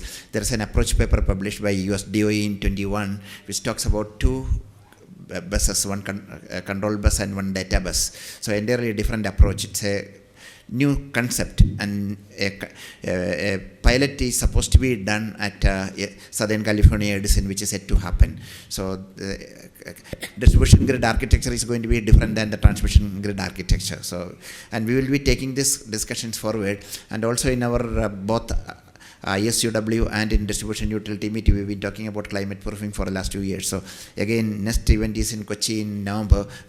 And we invite people from regions where this weather events are more frequent, like Indonesia. So last year in November, we had an expert from, one of the senior most vice president of PLN, and what all they are doing. And they experience cyclones several times in a year. So a lot of learnings from there for us. In India, it is Orissa, which every year they go through that. We have Councillor Energy from the Australian High Commission here, Mr. Da Silva. So Australia's experience with the distributed solar and what are the regulatory measures and other things you have taken to control that, maybe you could give some short intervention. Certainly. Thank you so much to the organizers for having us, and thank you to Vinod, the power ledger, who let me know about this conference. Maybe I'll just begin with some of the overarching partnership that we are forming with the Indian government, because the work that we're doing here in distributed systems fits very well with that work. So Australia began its partnership on renewables with India a year and a half ago, when we focused on solar and hydrogen. And recognizing the complexity of these areas, and because we wanted to draw from the expertise of both countries, we formed task forces. The prime ministers, under the auspice of the two prime ministers, we formed task forces on solar and also hydrogen. And the solar task force has just delivered to our ministers. And I know that Minister Bowen and Minister R.K. Singh met in Goa just a few days back to discuss some of those preliminary findings of the Solar Task Force. They're not public yet, but I can say that digital technologies and distributed systems, grid integration certainly matters, which are covered by those task forces. So the first thing to say is our core desire through forming these structures is to draw on the expertise of people like yourselves, but also the Australian research community and industry, to work out exactly where the two countries should focus our collaboration.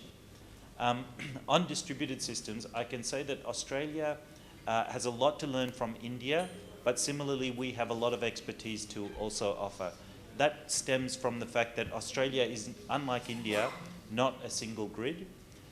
We, of course, are a very, very large country and sparsely populated, unlike India, in the center of the country. And so we have two kinds of applications, off-grid, mini-grid solutions that have been developed in two broad categories. One is to address very large mines in the middle of Australia, which are not connected to any of the grids in our country. So we have sort of three major grids, two on the west coast and one major one on the east coast. And so certain mines have developed their own grids and off-grid solutions to address their mines. And BHP and also other major miners in Australia have created grid solutions which deal with their needs. The other one, which is more relevant to the work that we would like to do with the International Solar Alliance as well, is that we have very small rural communities, but also indigenous communities in the center of the country. I used to live in Alice Springs, right in the dead center of Australia, and there are rural communities with systems that are completely dependent on diesel, for example. And diesel gensets, which are not only very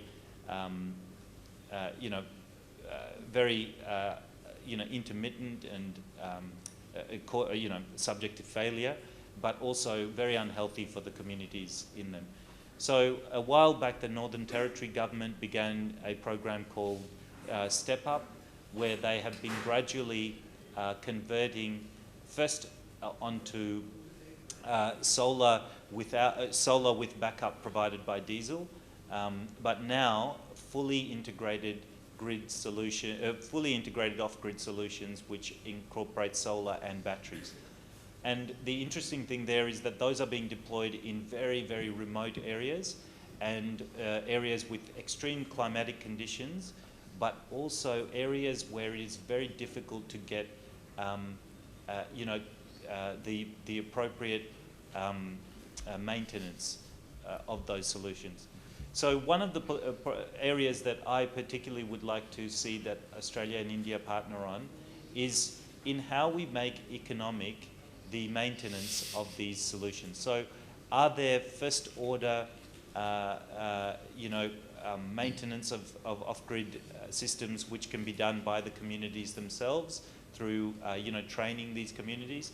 Are there other aggregation methodologies which India and the ISA are deploying around the world, which could apply in Australia to allow maintenance of these facilities to be done, aggregated so that they can be done economically?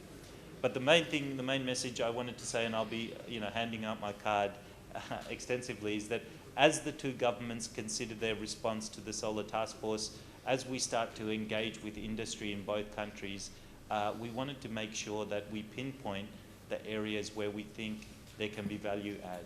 So, I noted one of the speakers had mentioned that Australia has, a lot of rooftop solar deployment.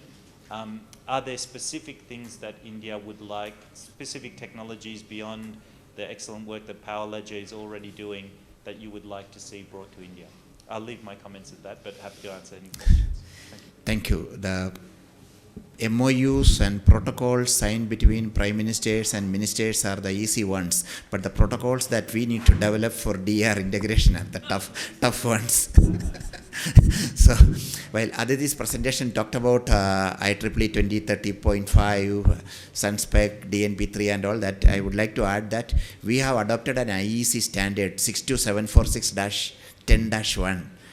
2018. That's a user interface with the grid, and which was developed by a project committee, PC 118 of IEC, and India was part of that right from day one, and that we have adopted last year in December as a Indian standard, IS. So that's also a very important standard which all of you, all the utilities need to look at that. DNP3 we don't use here at all, almost at all. So I think Mr. Naria, Gopal Naria from BRPL is there. Sorry, I forgot about you. Over to you about the BRPL experience on distributed PV. Thank you, sir, for giving us opportunity. Particularly in the utility digitization activity, we are touching upon all the 5 produce zones, starting from grid to customer, and even beyond the meter, smart home area also. So we have done so many different pilot projects, keeping in mind the demand flexibility, load forecasting, even rooftop solar generation forecasting, complete network visibility. We are operating almost 110 grid, totally unmanned smart grid. We are having almost 160,000 different ID installed in our network. But all these ID are operating as per IEC standards 61850 or 60870-5-103-105. So basically these standards are very important, keeping in mind the network's security, because cyber security is a real threat today for any electrical network operational tool. So far there are so many SIME tools available for IT solution, but no SIME tools or security incident management tools for OT. So any sensor, any controller that we are going to integrate with utility OT solution need to be some standard compliant like 61850 or 60870, Or we can devise one more standard which can allow the small companies, startups who are working on a smaller or different controller or different IT solution based like IoT device or any similar solution that can ensure that even small scale development, maybe any startup solution can be integrated into a utility solution. So that's one thing I just want to put into this forum.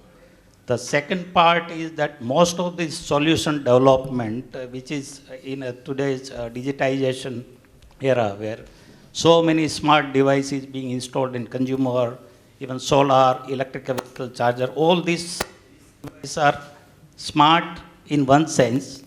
Nobody is taking care of utility angle. Utility angle, I mean, utility has to manage a load because it's a very unique business. Before customer know that when I need power, I am supposed to arrange power. So that sense I can be able to fulfill or provide it. We are given opportunity to interact with the load in a secured manner.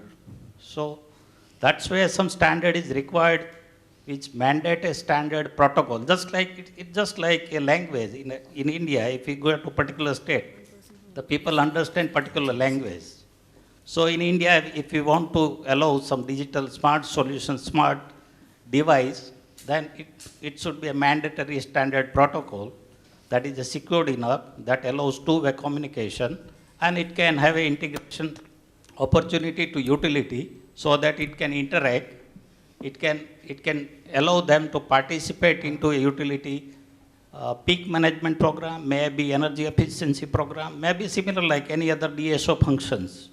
And that will be possible only if we make sure today that whatever this smart device is being allowed is being done under a certain regulation with some standard technical protocol. Because 61850 based solution is costly because that stake requires some licensing. So small developer under the Digital India mission where PLA scheme is being provided by government, that will not be working if we conceptualize everything on 61850 base. So I think IEA sir is already there. They can work upon how to make a standard affordable solution, and the protocol is very important, which allows a secured solution for integration with utility OT solution. Another part is in these Purdue models, the LT network is so far is not being covered. So I just take this opportunity to share with our initiative. We are doing digital twin pilot with Panitech as a lead implementing agency. Vinyos is a solution provider. And Terry is our main technical expert from India side. We are covering certain distribution area and we are installing smart box so that complete power quality and LT network visibility is functionality is our key the area just we want to check, because most of the solution developer, they have developed their particular solution keeping in mind certain type of functionality and certain assumptions. Now, unless we study that part and we know that what all inputs are required and in which form that are required, we will not be able to utilize it. Likewise, the SCADA, we are operating SCADA since last 20 years. So we have learning that whenever we will be switching to ADMS, so ADMS conceptually is a tools which is going to give us a seamless communication among the many multiple OT solutions, like IOMS is one of them, EMS energy management solution, EV integration solution, maybe smart DER, DUMS, and network other SCADA, DMS, Pleasure, all these. Unless we integrate and unless we utilize natural intelligence among the natural intelligence is just a natural information connection along the way how we are flowing power from grid to consumer. That part, unless we take care in our solution, the artificial intelligence will not give us a desired result.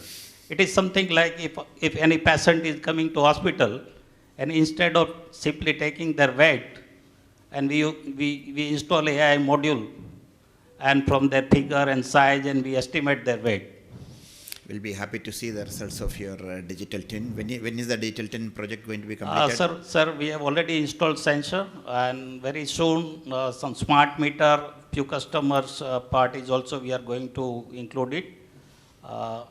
ADR is also by end of one this of year, this study. It will be ready by end of this year. Very soon we are going to start data collection. So it's almost 3 years project. First year we are aiming to collect all the data, and then analysis and other ways. But we will be happy to share all the required information. Maybe at next ISGW you could demonstrate. Right. Okay. Thank you. All the best. Thank I believe our experts from MNRE are back here. So, Rahul, Aditya, would you like to add on anything to today's discussion, and what is MNRE doing about this digital tools?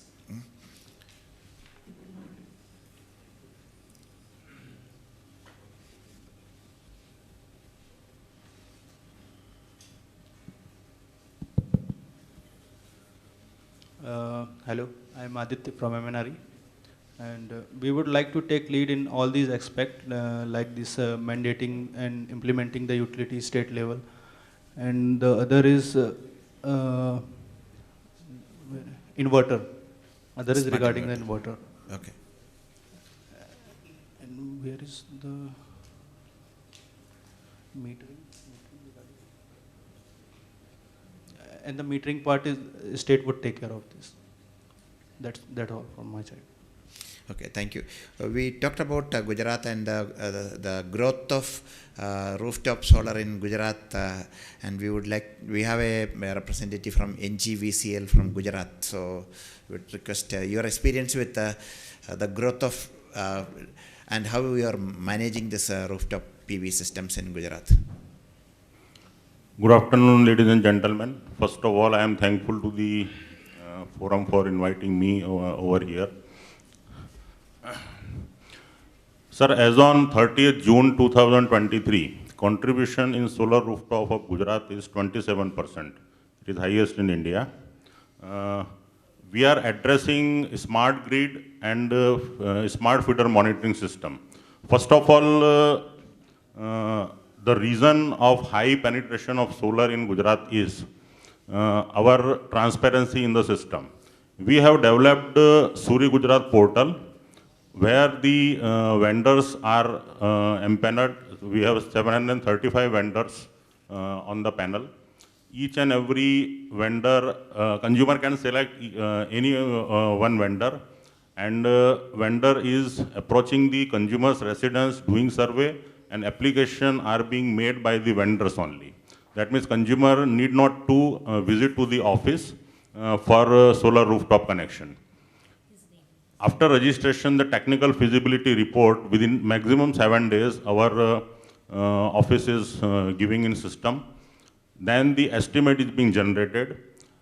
After making the payment of the estimate, the connection, the solar rooftop system is being installed by the vendors.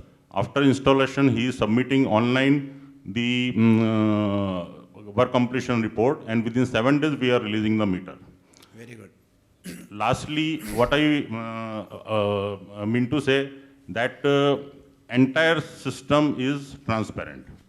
Second, the panel which we are installing at the solar rooftop are being tested. After testing, after doing the inspection, it is being uploaded on the portal. Vendor can select any supplier's panel with the serial number, and the same serial number has to be installed at the particular location where he want to install. Third, as far as subsidy is concerned, presently MNRE has given the directive that the subsidy has to be disbursed from the SECI account, but in Gujarat, we are releasing the subsidy to our vendors from our account. And after that, we are reimbursing from the MNRE.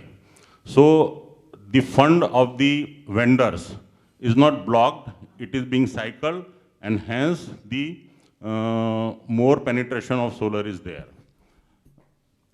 In high tension consumers, that means more than 100 kilowatt, in MGVCL total 18,921 as on 30th June. Connections are being installed with the solar rooftop. We are giving set off in 15 minutes block. We have provided AMR at the generator meter as well as the bidirectional meter. So 15 minutes block from 7 to 18 hours, the set off is given. Third thing which I want to add is we have started small scale solar distribution system, SSDSP scheme.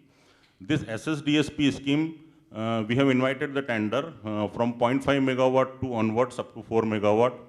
That generation is being directly fed to the substation. That generation is being utilized in agriculture sector. I would like to add here that from 2003 to 2006, we have separated our all agriculture feeders, and Jyotigram Yojana, that means 3-phase continuous power supply for the rural sectors we had started, and agriculture feeders are separated. Initially, the agriculture feeders are being given the power for 8 hours in cyclic mode. Now, as soon as the solar generation is there in the day hours, we are shifting the agriculture load from night or peak hours to the day hours. We are matching the graph of the solar generation of solar scheme, and we are diverting the agriculture time slot from night hours to day hours. In Gujarat, on 24th October 2020, Dahod district is one district, which is entire tribal district having 672 villages. It was the first district where the Kisan Surya Yojana, that means the day power to the agriculture sector, have been given by our Honorable Prime Minister, sir. It was announced, and entire Gujarat, out of 18,000 villages, presently we are giving day power to more than 9,000 villages. So this is an additional what we did. In case of urban area, we are facing one issue. Suppose in Baroda or Ahmedabad city, and now in Rajkot city also, as the solar generation is more than the power consumed during day hours in city areas, because 80 to 90% rooftop are now penetrated with the solar rooftop system. So in day hours, we are getting more generation, and if we see the ampere loading of a feeder, suppose my 11 kV feeder is having the ampere loading of 135 to 150 ampere, but during day hours, it is only getting power 4 to 5 amperes from the grid, and in some cases, not 4 to 5 amperes, it is negative. That means the generation is more than that issue. So voltage level issues are there. As far as GERC is concerned, we have provided the broken conductor relays. In case of the overhead line, if the conductor breaks and fall on the earth, from the sending end side, if it falls, then feeder gets tripped. But from the receiving end side, if it falls, the feeder is not getting the trip. For that, the broken conductor relay is provided, where it calculates the difference of the current in all the 3 phases. If it is more than 10% different, the broken conductor relay operates, and it is the safety aspect, it is being provided. But as in urban sector, day hour load is 4 ampere, 5 ampere, so 10% variation is 4 ampere and 3.6 ampere. It is 3.5 ampere, the broken conductor relay operates. So this issue we are facing in case of urban sectors. We have also given one target, that means at least one solar rooftop connection in 1 villages. And we are addressing camps, and by 24 we have planned at least one connection in one village. Secondly, in government offices, through JEDA, we have installed the solar rooftops. Now we are addressing the water was connections. Nal Se Jal scheme has been launched in Gujarat. That means water to the residents in rural sectors through tap. For that, 50 kilowatt, 25 kilowatt, or in some small pockets, 10 to 15 kilowatt connection is demanded. We have discussed with the water supply department that you install the solar rooftop panel so that it will be directly addressed and the penetration of the solar will be more. So this is my experience, sir. Thank you, sir. Thank you very much, Sanjay ji. First of all, thank you for coming from Gujarat for this workshop. Thank you, sir. And this is a very valuable, and I would like to know more about this broken conductor relay. So please share some details with us. Sir. And Okay. we'll also request you to come and make a presentation at the distribution utility meet in November. It's on 2nd and 3rd November in Kochi. So all the discoms comes, many of your people, your regulatory commission member and all that was normally participate in our program. Okay. So please mark and make a presentation on what Gujarat has done for promotion of rooftop solar. So we'll be there, sir, on your invitation. Second, one thing I read has told what is the capacity of the transformer. In Gujarat, the Gujarat Electricity Regulatory Commission has passed that the 100% capacity of the transformer has to be utilized for the solar connections. Very good, excellent. Thank you, sir.